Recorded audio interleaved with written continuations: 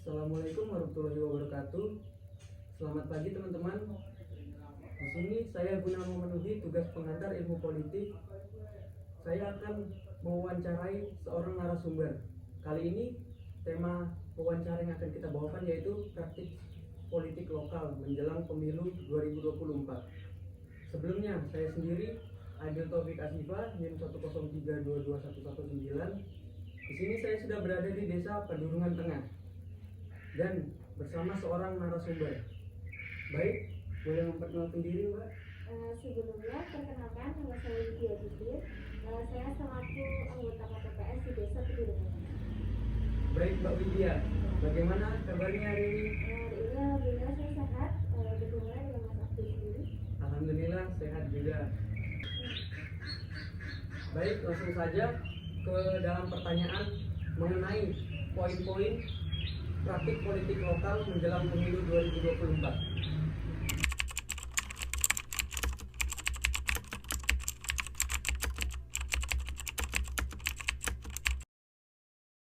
Pertanyaan pertama yang ingin saya tanyakan kepada Mbak Widya mengenai bagaimana menurut Mbak sendiri perkembangan praktik politik lokal dari tahun sebelumnya dengan pemilu yang akan mendatang nanti. Kalau menurut saya, perkembangan politik tahun ini dari sebelumnya, jika dilihat dari aspirasi masyarakat, lumayan signifikan ya. Dapat dilihat kemarin waktu saya menjadi anggota KPPS, warga itu semangat, antusias dalam misalnya ada pemilihan tentang politik atau mereka aktif bertanya mengenai ini bagaimana cara pemilihannya dan sebagainya. Kemudian bisa dilihat juga dari tingkat politiknya di Indonesia juga semakin merendah seperti itu. Oh, jadi partisipasi pemilihan sebelumnya dengan tahun ini tuh lebih naik gitu, Mbak? Ya, secara signifikan lebih banyak daripada tahun kemarin.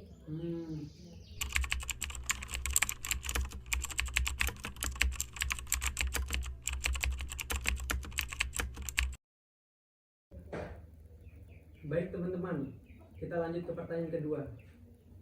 Menurut Mbak sendiri, bagaimana peran media sosial terhadap pemilu 2024 yang akan mendatang nanti? Menurut saya, peran media sosial itu sangat penting ya Mas. Bisa dilihat sendiri bahwa semua orang di zaman sekarang bisa dengan mudah untuk mengakses sosial media. Apalagi yang berkaitan dengan politik itu bisa dengan mudah dicari informasinya, baik dari profil masing-masing paslon maupun visi misi mereka dan bagaimana cara mereka berkampanye. Dan bisa dilihat juga dari sekarang banyak kan kayak sosial media Instagram, TikTok. Nah, akun-akun partai mereka itu lebih kreatif lagi dalam berkampanye. Jadi itu menjadikan salah satu daya tarik bagi kaum muda juga untuk mengikuti bagaimana perkembangan pemilu di tahun selanjutnya. Jadi teman-teman, menurut Mbak sendiri itu seperti media sosial itu sangat penting teman-teman, karena kita sendiri kan sebagai generasi muda dapat mudah mencakup informasi dan mudah dari kita itu kayak lebih tertarik terhadap politik itu lebih apa Mbak?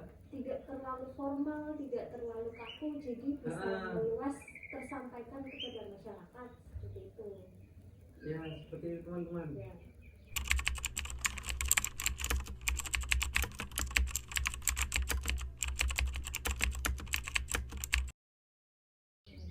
Baiklah teman-teman, kita akan lanjut ke pertanyaan ketiga. Bagaimana pendapat Mbak mengenai peran pemilih muda dalam pemilu 2024 yang akan mendatang nanti? Menurut saya, jadi peran pemilih muda ya? Iya. Menurut saya, semoga dengan ikutnya pemilih muda ini dapat memberikan perubahan yang positif dalam dunia politik. Karena pemilih muda itu kan sebagai sambungan, jadi sebagai aspirasi masyarakat menyampaikan pendapat mereka.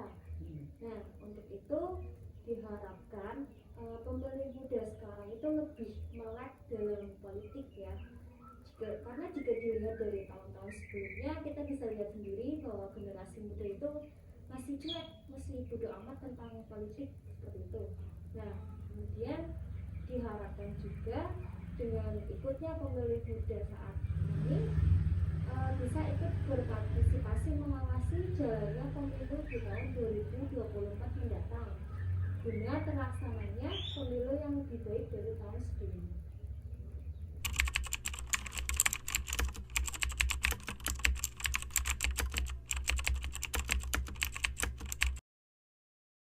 Baik, lanjut ke pertanyaan keempat. Di sini saya akan menanyakan bagaimana pendapat Mbak sendiri terkait transparansi dan akuntabilitas mengenai proses pemilu 2024 yang akan mendatang nanti.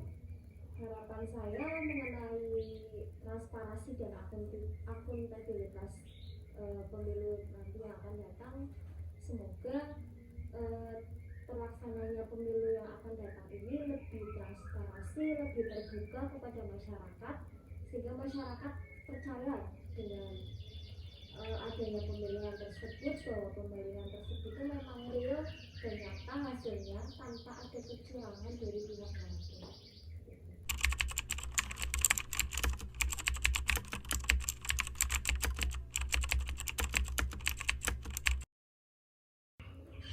Baik teman-teman, kita akan beralih ke pertanyaan terakhir, yaitu di sini saya akan menanyakan pengalaman Mbak sendiri. Apakah ada saran untuk pemilih dalam menyaring informasi politik yang informatif mengenai pemilu yang akan datang nanti? Kalau menurut saya, sebagai pemilih nanti yang pertama kita harus menyaring dulu informasi yang kita dapat, apakah informasi tersebut itu benar adanya atau hanya cuma hoax. Karena yang kita tahu kalau mesin politik itu kan banyak sekali berita hoax ya. Nah, kita jangan sampai termakan oleh berita hoax tersebut. Kemudian yang kedua, kita harus inisiatif untuk mencari informasi yang lainnya. Jadi jangan terpatok pada satu informasi saja. Kemudian yang ketiga, alangkah lebih baiknya kita inisiatif juga untuk mencari rekam jejak dari masing-masing paslon yang dicalonkan nanti. Jadi kita tahu ada pandangan mana yang pantas untuk dijadikan pemimpin atau tidak. Seperti itu. Baik, itu adalah beberapa poin penting mengenai tema kita hari ini, mengenai praktik politik lokal daerah menjelang pemilu 2024. Sebelumnya terima kasih atas Mbak Widi sendiri atas waktu dan pandangannya. Bagi penonton, tetaplah informatif dalam menyaring informasi mengenai pemilu yang akan datang ini, dan harus kita berpartisipasi aktif ke dalam pemilu tersebut. Sekian, terima kasih. Wassalamualaikum warahmatullahi wabarakatuh.